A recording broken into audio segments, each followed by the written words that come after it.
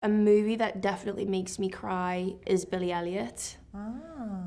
Very recently, though, I watched Coda, which I think is just so breathtaking. And I watched that about 2 weeks ago, and I was like, wow, it's been a while since a movie has like really moved me in that way. So I would probably say most recently it was Coda. I only want to hang out with ugly criers. I don't care I don't want to know you if you're a pretty crier. Where's the fun in that?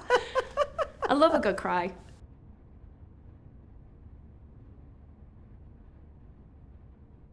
Yes, I do get starstruck. Most recently, I met Stormzy at a concert that I was at, and he came up to me like out of nowhere and gave me a huge hug and was just like, "I think you're brilliant." And I was like, "What do you mean?" I was like, "When do you have time to watch the television?" So that was really lovely, actually, and I was very, very much lost for words. You weren't starstruck when you met Ben Affleck?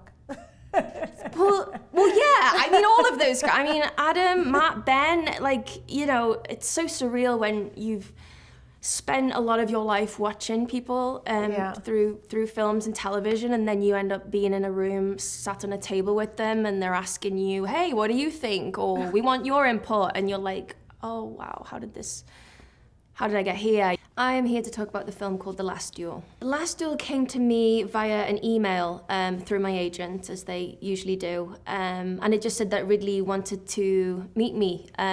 So I met him in London in his offices, and it was just like a general chat, really. He was asking me like a lot of questions about my life, and then he was like, "So what did you think of the script?" And I hadn't actually been sent the script, but luckily had read some of the book beforehand as homework.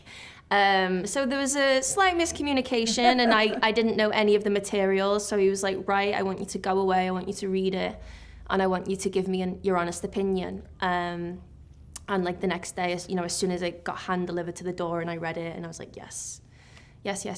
Apparently Ridley was familiar with me via Killing Eve. Apparently he's a big Killing Eve supporter, which is great for me. I was very happy to hear that. Villanelь is so liberating. She's also exhausting. I mean, I didn't realize quite how much, but we've obviously had a bit of a break before we went back to shooting season 4. We had like a, you know, kind of year hiatus because of COVID, and the first week back doing the final season just gone, I was like, whoa, okay, I've got to get back into this. Her costumes are like such a huge fun part of doing that show. Comfort is key with her, which I always appreciated. You know, when I first read, you know, Russian assassin who's lived in France, etc., I thought, oh no, are they gonna have her like scaling walls in 7-inch heels? And they were like, no, because that doesn't make any sense. So it was great to have flat shoes and onesies. Really tight, you know, age 12 boys' pajamas. No, it was a relief. Ridley really liked these wooden clogs that were 2 sizes too big and just made of pure wood, because of the way they sounded on the cobbles.